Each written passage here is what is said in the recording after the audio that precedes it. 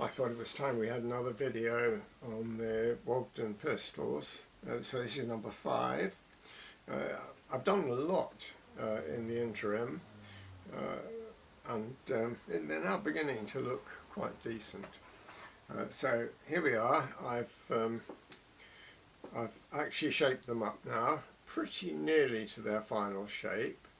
I've had great fun making the silver trigger guard, which I made in 3 parts: the tang, the bow, and the finial, which have been silver soldered together, which was quite fun.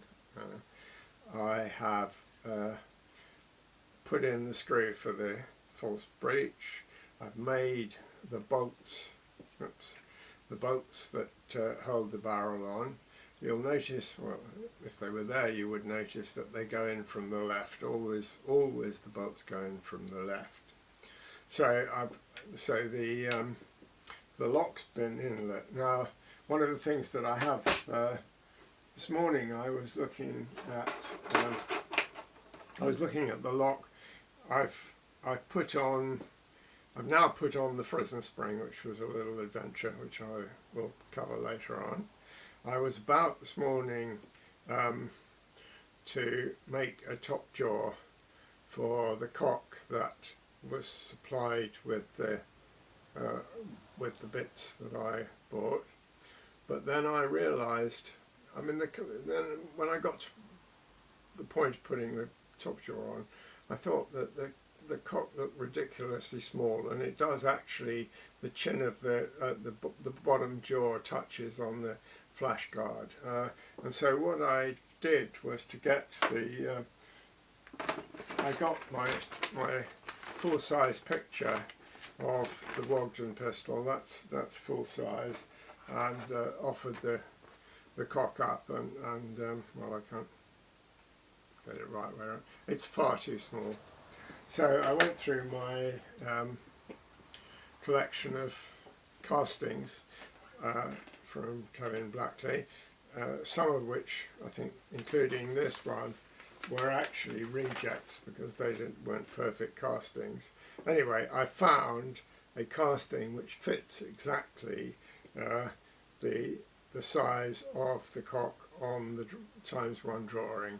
So I've filed off the sprues on that, filed it up, drilled a hole for the cock screw.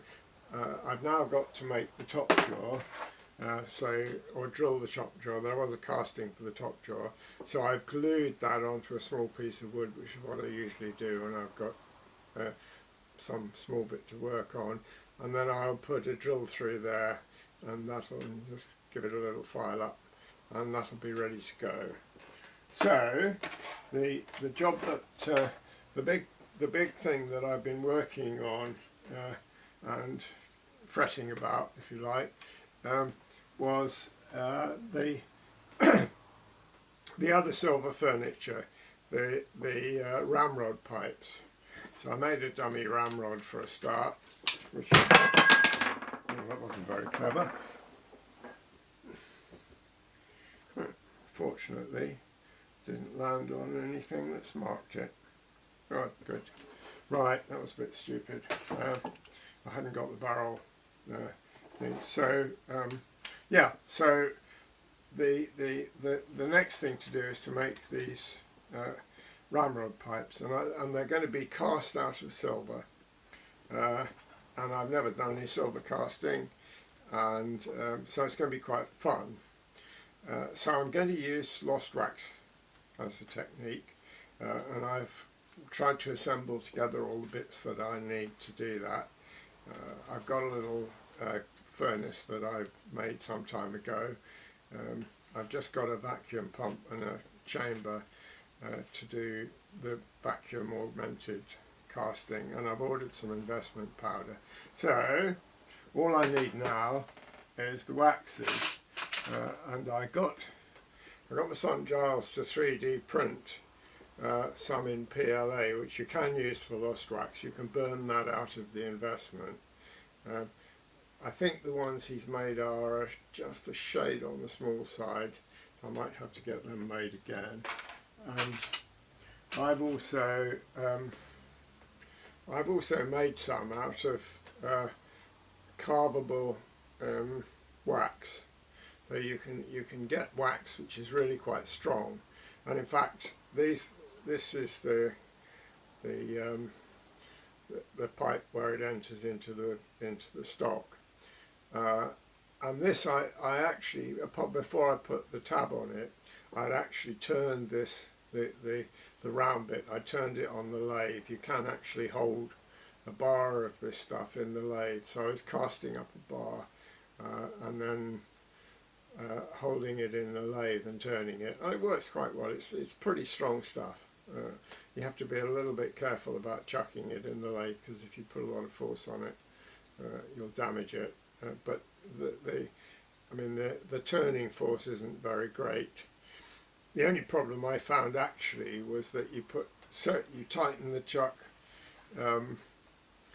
so lightly that the inertia of the scroll inside the chuck, when it stops and starts, is enough to loosen the chuck.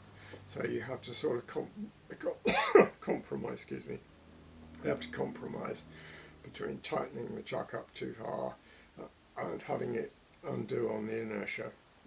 Right, so we're going to have a look at some of those things that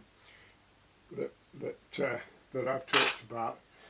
The other thing that I mentioned is that I got this book, British Gun Lock Makers, by a chap called Tony Gibbs Murray, which is a very comprehensive, although doesn't go back very far, but it's an enormous long list of all the lock makers that there were, and it's got some accounts of how things were done. And there were two things in there, I think two, that particularly amused me. One is that he's put in photographs of gun makers, lock makers' workbenches, and they are a mess. So I felt much better about that. They make my bench look normal. And the other thing that was very interesting was that he recounted some spring maker telling him that when you make a mainspring, in order to test it, to finish making it, you close it, the two open ends of it up. So you close it up, and then you run a feeler gauge down the gap between them.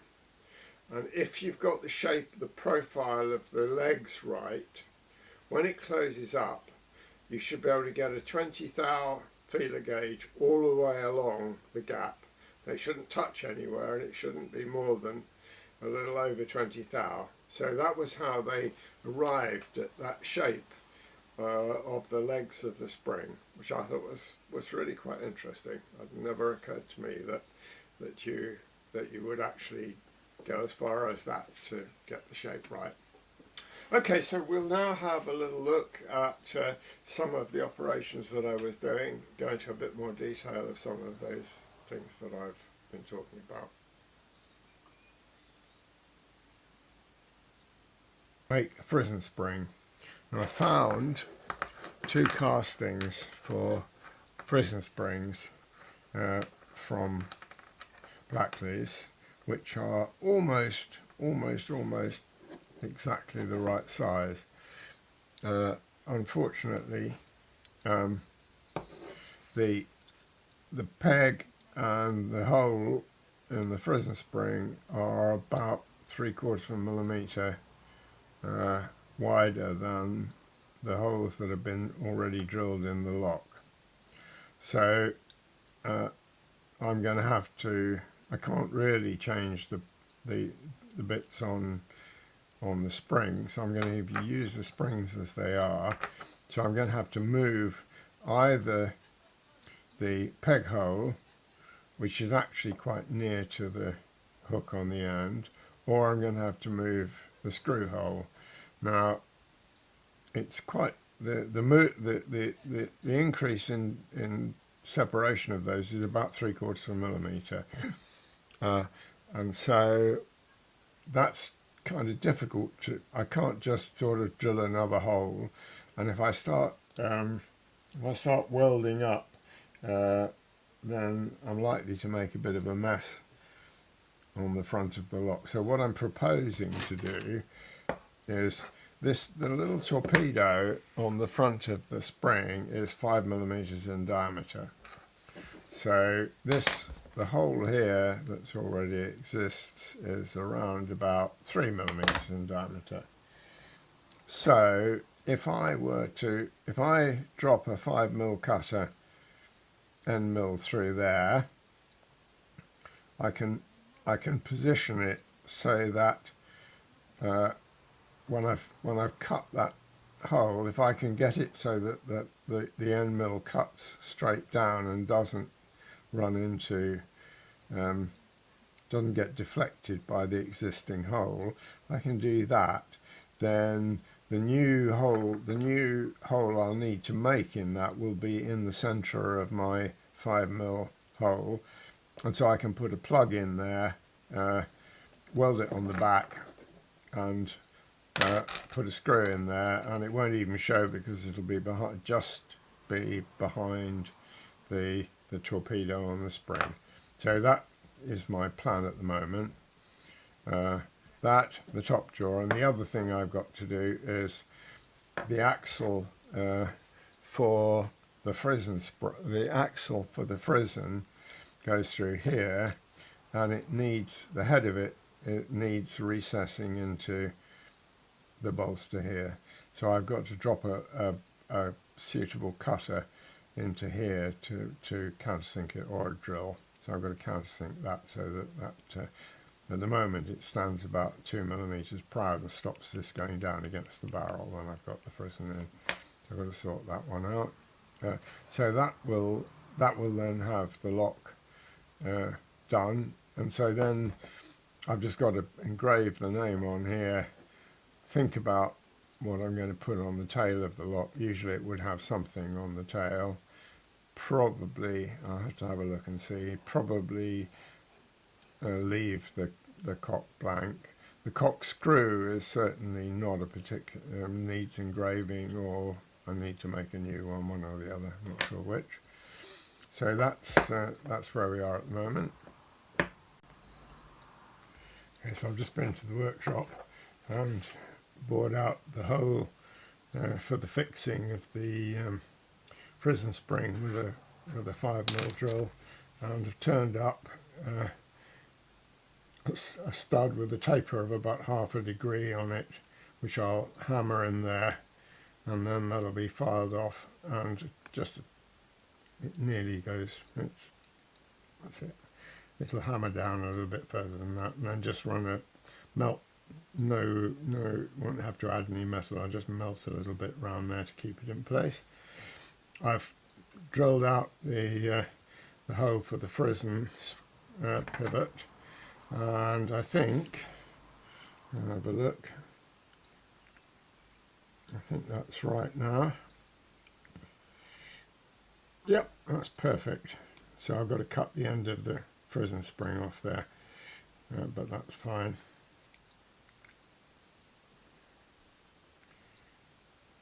And I did drill out the I did drill out the peg hole for the frizzen spring to 1.6, but in fact it's nearly going. I mean, I might need to fire just a little bit more off that. It's just not quite going. There we are. Okay, so I will bang that in and get on with that little lot.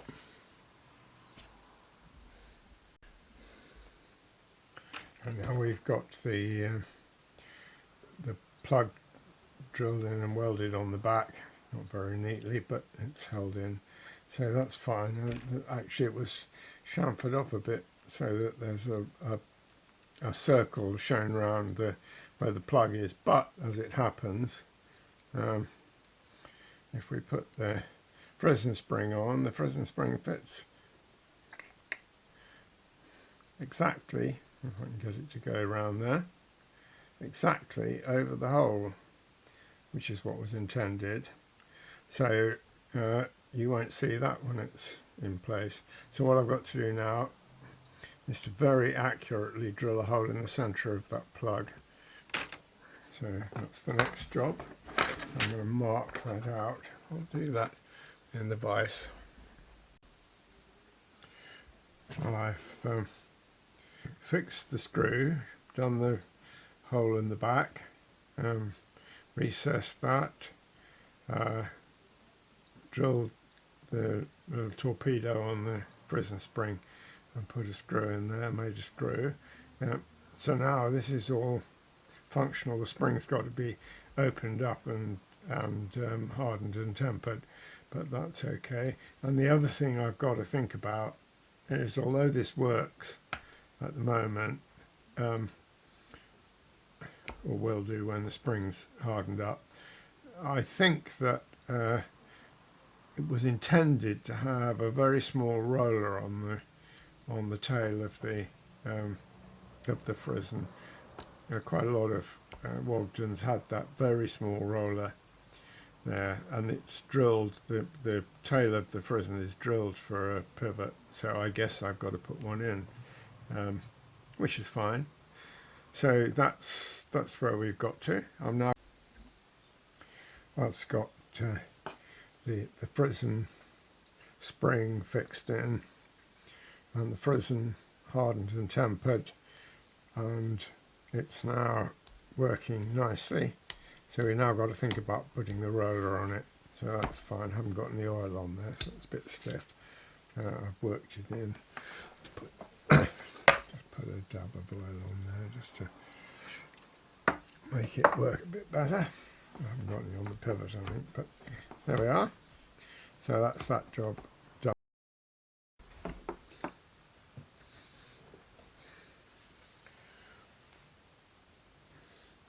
Well, we're coming along with the Wogdon project, so the stock is more or less completely shaped. Possibly a few little finishing off bits to do, and we now got to do the last bit of job for the furniture, which is to make, this is the Hutchinson I'm using as an example, to make the Ramrod pipes. So there's two Ramrod pipes, the short one, and then there's the one where it goes into the woodwork. So here's my pistol, and there's the channel which I've got to fit it to. So the first thing I did was to make a blank for the ramrod, so I know roughly what I've got to do. So that mark is about the end of it. So this is well reasonable size for the job. So we've got this has got to be fitted in there. This probably could be a little fat here, so we're going to fit the ramrod pipes before we try any finishing on this, just in case we have to take this down a bit more, which I think we probably will do. So how am I going to make the ramrod pipes? They've got to be silver.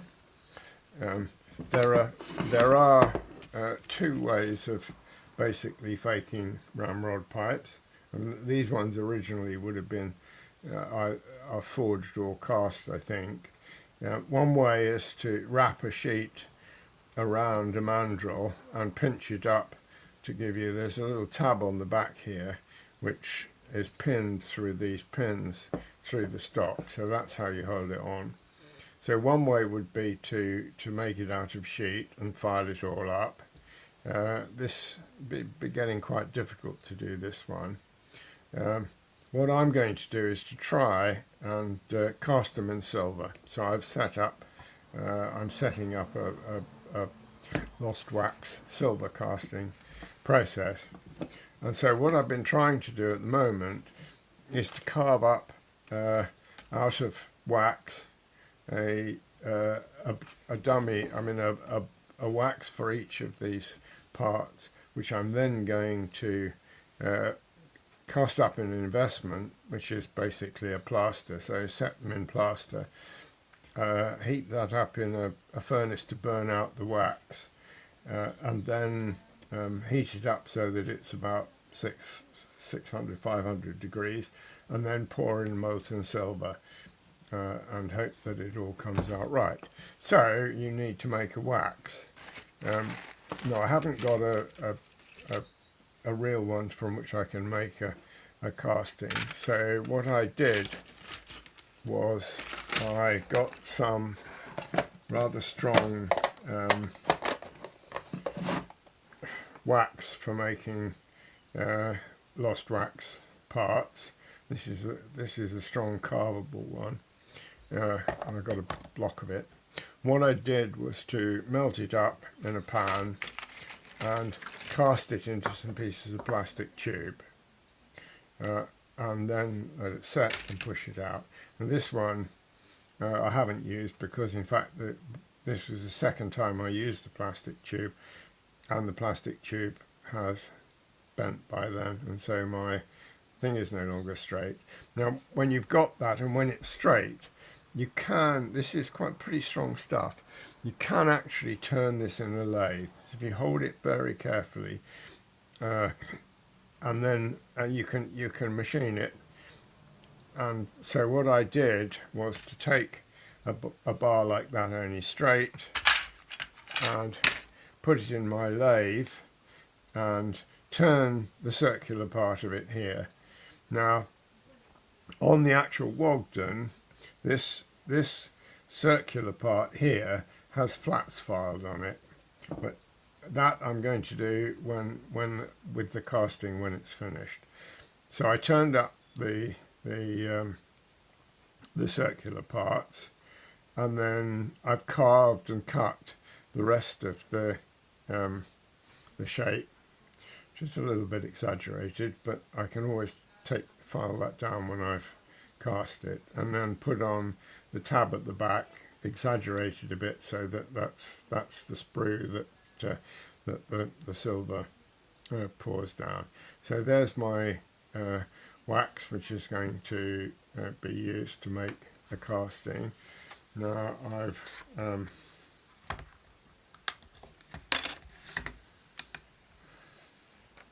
now weigh that, which is this weighs just about 40 grams. So that means that the density of the wax is not much different from one. So that means I'm going to have, sorry, what did I say that the weight of that was? 4.5 it now says. 4.6. So that means that the weight of silver, this is a density of 1, silver has a density of about 10, so I'll need 10 times as much silver. So I'm going to need something like 40-45 grams of silver to do that. And I mean, unfortunately, when it's finished, it'll weigh quite a lot less than that because I have to file it all down. But there we are. So that's the complicated one. I have had several goes at making this ramrod pipe, and I got Giles to cast some up, or sorry, 3D print some in PLA, which you can also use for lost wax. But I'm afraid I gave him the wrong dimension, and they're a bit small. So I'm not sure whether I can drill them out to the right size when they're cast. They look a teeny bit lightweight. We shall try casting those up. I made a brass one, that's not so good. And I also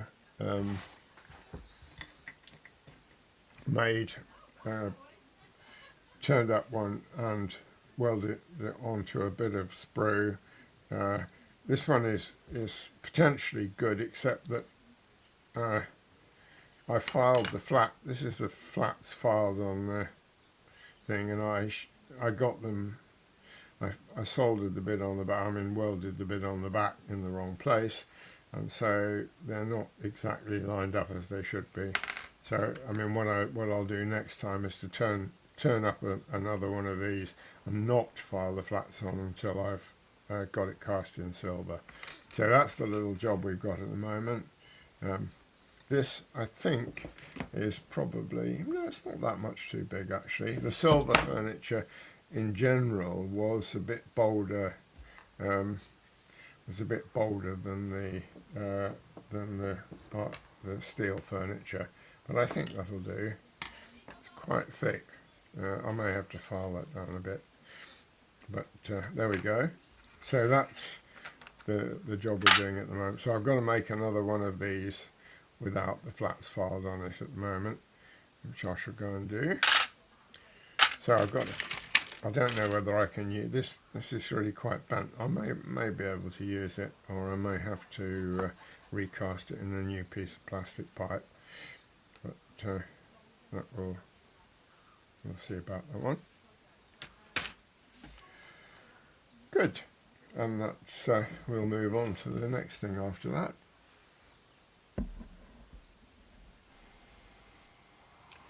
I've decided that this little cock's too small. Sorry, it's this one. This one's too small. It had been fitted onto the square and worked reasonably nicely. It is too small. So I found one the right size. Now I've got to make the square in it. So I'm just going to show you the technique that I use for making the square. So the first thing you do is to find a nice piece of stiff card and cut a square hole in it exactly to fit the square of the tumbler. So that needs to be accurately cut with a modelling knife and a tight fit. And once you've done that, take it off and put instant glue around it and set it off with the accelerator so that you've made it a bit harder than it was. Now you need to set the tumbler in the position that you want it to be in when the cock is right down. So when the cock's right down, if you can see that this edge on the cock rests on the top of the lock. So when that's right down, the tumbler's rotated around to this position. It doesn't want to go right the way around that it could do, because at that position the spring falls off the end of the tumbler arm. So I put a little wedge in there just to hold it at the position I want it to be when the cock is right down. So having done that, I can then, with my piece of card on the tumbler that side, I can then mark and cut the top edge of the lock. So I've got the square on there and the top edge of the lock here. So taking the card off, I can then go to my cock and put the imagine that I've still got a round hole in here, put the stop line against the edge of the cock so I know it stops at the right place, and then I've got I've got my square on there. I can rule a line along there, transfer it through with pin pricks onto the face of onto the back edge of the cock, and having done that, I can then rule a line which is the baseline for my square on the back of the cock. So then I can work to that. So that I'll then, it's a matter then of putting that in the vise, keeping the line level, making sure the line is level, and then with a small square file just opening out. I need another light behind me actually, and then just opening out the square, but always working to that one line that you, making sure that you keep to that one line that you put in there, which is your datum. And then you can just offer when you get a bit further on, you can offer it up to the square and just see how you're getting on. Probably start by making the square on the lock tapered so that it'll fit the outside edge of the square on the tumbler first, and you can square it up after that. So I've got a small, it's the only little square file I've got actually. So I cut it out with a square, cut the corners out with a square file.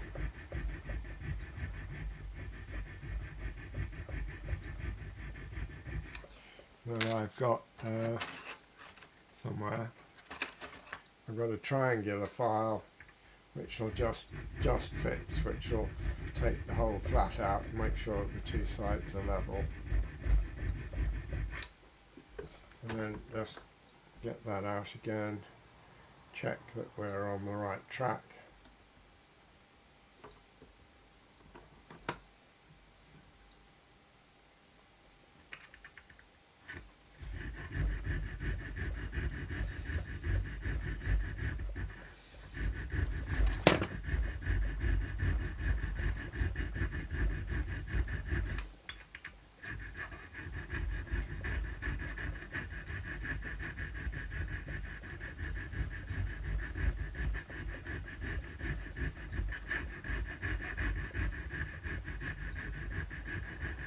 So once I get started, I can just roll the file around and file all four sides.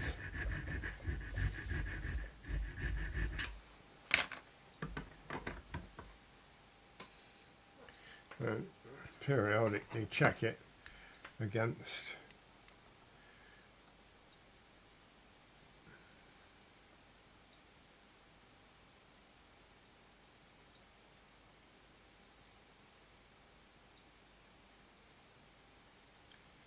you can see what isn't going right. So that one isn't right.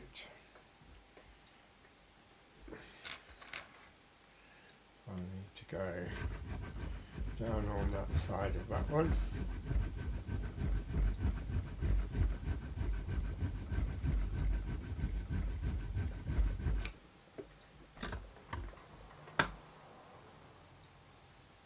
So basically it's just a matter of keep checking that that you've got that everything is at right angles to the baseline you put on there.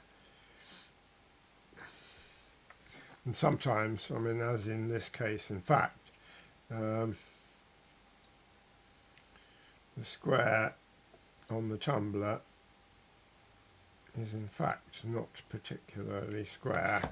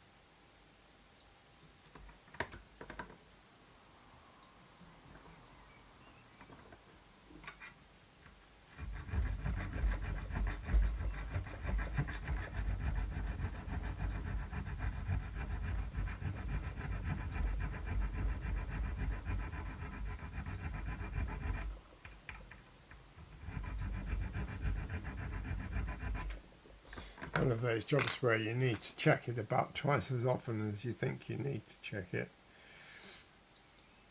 And you can't check it too often.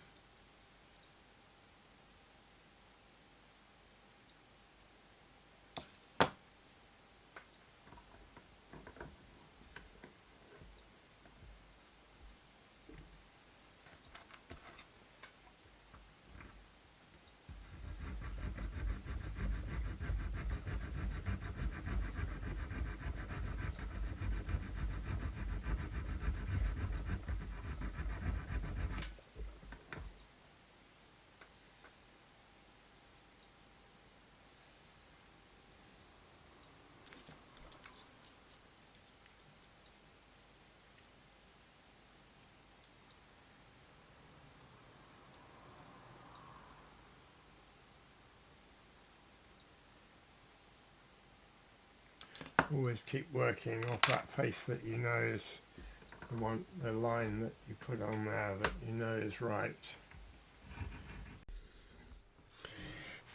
Well, we now filed up the square on the lock to fit. The last stage in the process is to take the lock and put, before it's finally fitted, and clamp in a lead-lined vice jaws and just squeeze the cock onto the tumbler to swage a good fit. So there's the cock fitted onto the lock. I've got the mainspring off at the moment, and I made the top jaw, and that's a good position. It could be the half cock could be a little further away from the frizzen. By the time I've got a flint in there, it'll be quite close. You must be able to shut the pan down with the pistol on half cock. That's obvious, because you've got to keep the powder covered and you've got to have the gun in a safe position of half cock, so that's necessary. I've marked out the trial of the lettering on the lock, which at some point I've got to pluck up the courage to engrave. The frizzen spring is there now. We are trying at the moment some experimental white lost wax casting methods. It's not going entirely according to plan, so it's not going to be the subject of a video for some little while, I think. And there we are. So that's the end of episode 5 of the Wogdon project.